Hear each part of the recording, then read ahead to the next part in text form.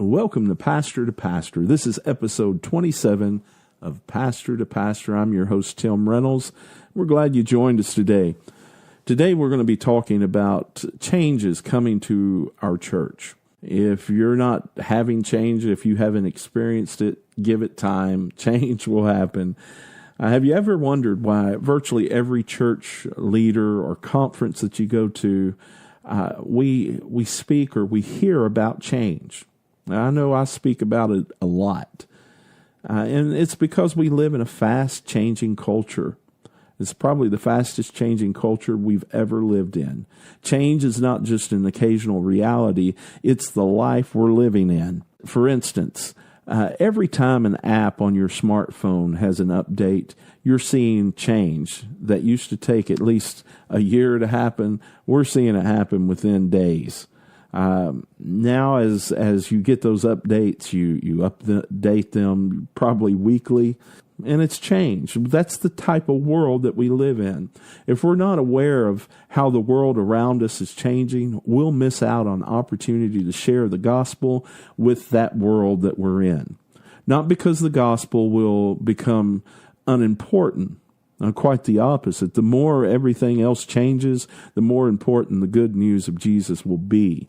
But the way people hear, the way they understand and receive the timeless gospel is changing, and it's changing very fast. If we don't realize and adapt to those changes, the people who need to hear it will be left on the sidelines, at least in part due to the stubbornness and the ignorance of us as pastors. People whose lives are constantly being upended by change are desperate for a permanent rock they can cling to. The rock is the gospel of Jesus Christ. So today we're going to look at 5 changes every church leader needs to be aware of. And the first one is this: the way people earn their living today has changed. A generation ago, a culture shifted from 1 income per household to 2 incomes per household. Today, we're even shifting more. We're shifting from 1 income per person to 2 incomes per person. It is now normal for a person to come home from their job and spend the evening selling things online or doing clerical work or repairing cars or other odd jobs. We find people today that are professionals that they come home and they drive for Uber or Lyft, or they're delivering for their local pizza company. If you haven't experienced this within your church yet, you will, especially if you're reaching out to a younger generation. In expensive, heavily populated cities, this is already a norm. For years, this was done by power couples wanting to support their lavish lifestyle. Now it's being done by average families trying to just simply pay their bills. And this is affecting how people live, how they give, how often they attend church, and more. The second thing is how people give is changing. When earning patterns change, giving patterns change. By every account, people in their 20s today don't just give less than the people in their 50s give. They're giving less than people in their 20s used to give. The people in their 50s and 40s and 60s and more are giving less than they used to as well. Because of this, churches must figure out 2 things: how to do more ministry with less money, and how to find opportunities people want to give to. As an example, in my parents' and grandparents' generation, there was no faster way to get people to give than to launch a church building program. And not today. People in my kids' generation are more likely to respond by asking, "Why should I give my hard-earned money to help you build yet another church building?" But they will give directly to people with needs they can relate to. See, the successful church of the next generation, they're going to erect fewer and smaller buildings, but they're going to meet more direct, hands-on needs of the people that are around them. And the third thing is the way people attend church is changing. A generation ago, a strongly committed church attender went to church 3 times a week. Today, it's closer to 3 times a month. This is happening for many reasons, including changing in the work patterns, blended families where A mother and father may have divorced, and now there's two families with one set of kids.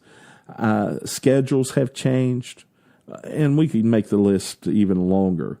But too many of our churches rely on church schedules that's suited to that 3 times a week attender.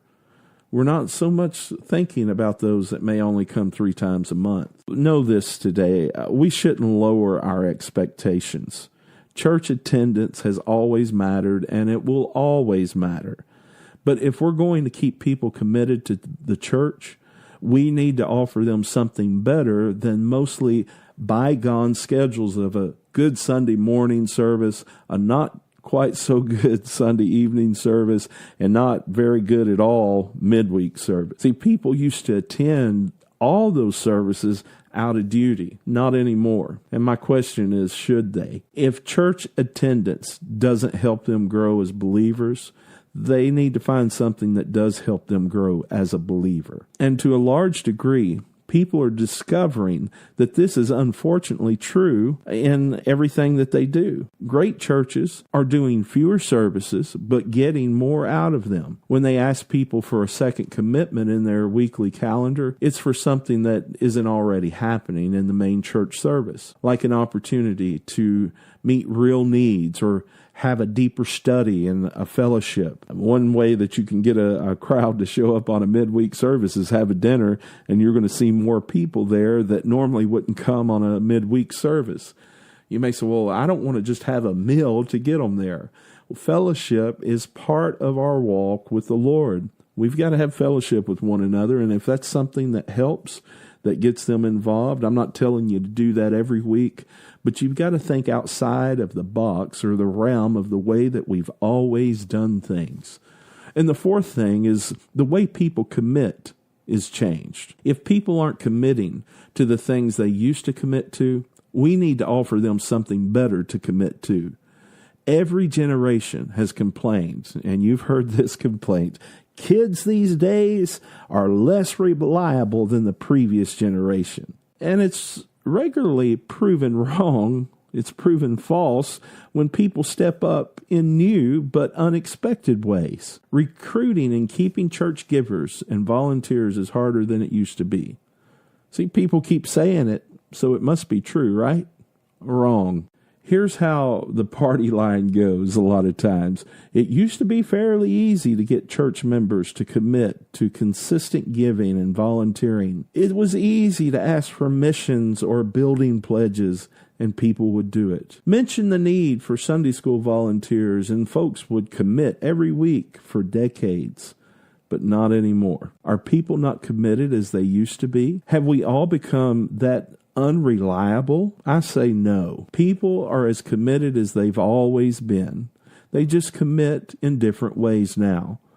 See, unhealthy churches, they whine about those changes, but a healthy church adapts to those changes. As pastors, it's our job to find out what people will commit to, give them the chance to step up, then build deeper commitments on that foundation. I want to elaborate a little more on the subject of commitments and how people make commitments today. People have changed how they commit in basically 4 fundamental ways. And one is for blocks of time, not long term.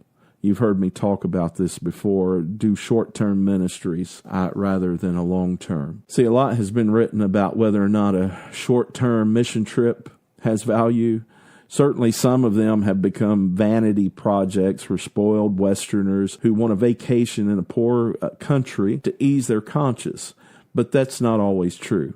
I've seen believers of all ages make massive commitments of their time, energy, and finances to bless people from third world countries. And that's how people commit today, in chunks of time or money. A wise leader won't berate them for that. Instead, if they want to commit in chunks, let's give them chunks to commit to. Then leverage that experience into long-term, consistent giving. When I was a kid, the idea that church members would burn up their entire vacation time going on a mission trip was unheard of. Today, it's standard. It's not lesser commitment.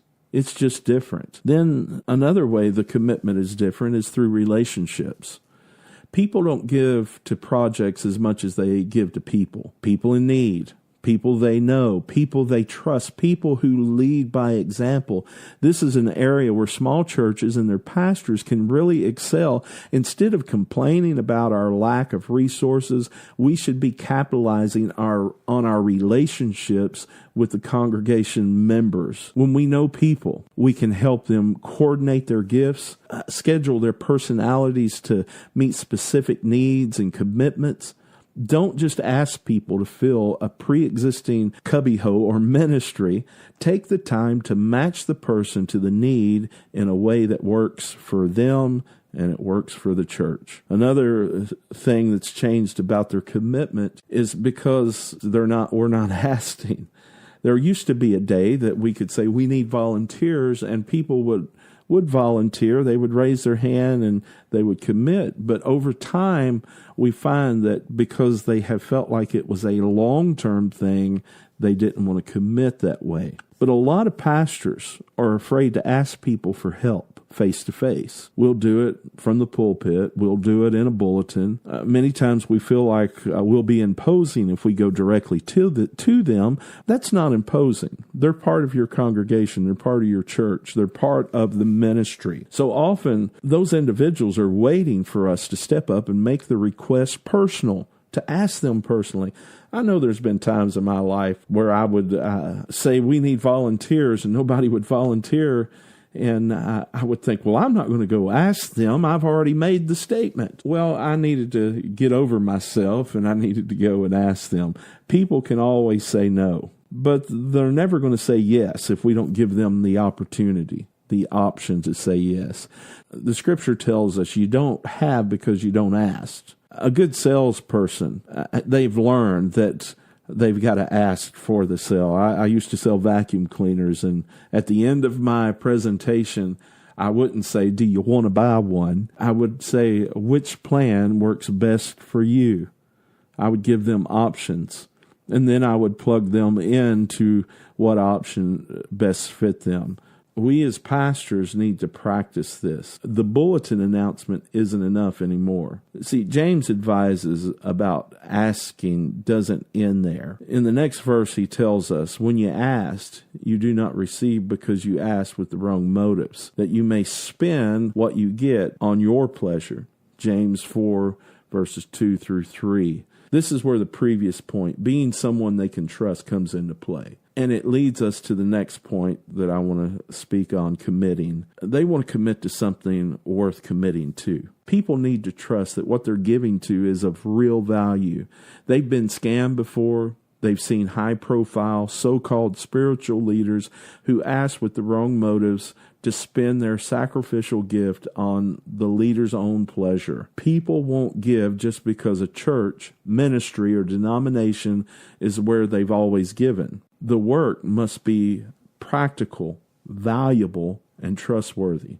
We have to constantly prove ourselves worthy of their trust. We've got to build a bridge. And this isn't the answer, but it's a good starting point. It's not enough to get church members to give a week of their time or once only big gift. Churches need weekly helpers and steady givers.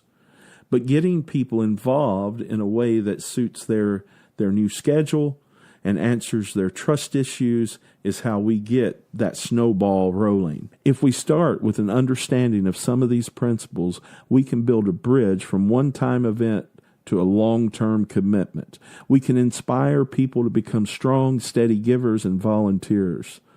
Most of the long-term missionaries and pastors that have come out of churches got the call on a short-term mission trip. Many of our faithful weekly volunteers were asked to do something small, so their toes got wet in the water. And then they stepped up to being a regular volunteer. Volunteers haven't gone away. We just need to know where to find them. And my last point that I want to bring out on changes that are happening in your church, so back on our main topic, is the way people trust is changing. It goes along with what I just covered in the commitment part. People used to trust the church and clergy until we gave them a reason not to. But we've given them plenty of reasons not to be honest with you. And we've lost their trust. Now, people don't trust the church or the clergy until we give them plenty of reasons to trust us. We have to earn it. Then we have to work hard to keep it. Of all the changes affecting today's church, this is the biggest by far.